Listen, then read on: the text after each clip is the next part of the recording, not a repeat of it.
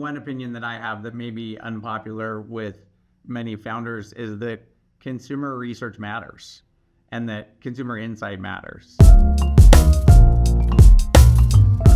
It's not uncommon for many founders that start a brand to forego or even set aside market research or to conduct consumer research in ways that transparently may have some error to it. The reason being is, to be fair, there's an investment associated with it, right?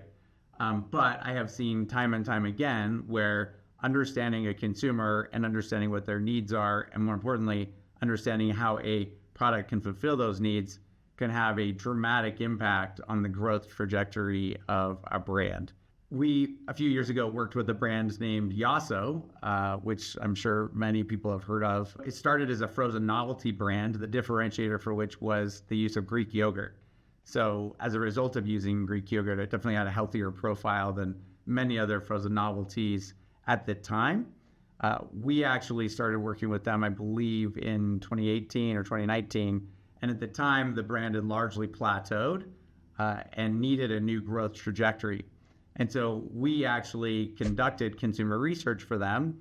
And through the course of the first phase of research, which was a consumer segmentation study designed to really understand who their target should be in order to grow the brand, that work really identified that there's a couple different segments of consumers out in the market that really like to use frozen novelties as snacks.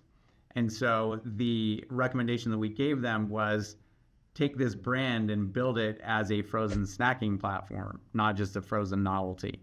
And that's exactly what they did. So over the course of the next 3 years, they literally overhauled the entire brand and focused on delivering a frozen snacking platform that was clearly better for you relative to other options. And so they launched a lot of new forms and a lot of new flavors, et cetera. We actually did all the research to underlie that. Point being that the brand actually took off, went from what was, I think, a $50 million business to becoming a $300 million business. And ultimately, it was sold to Unilever for what the word on the street says was about $800 million. So consumer insight absolutely has an impact. If you're interested in working with us, visit our website,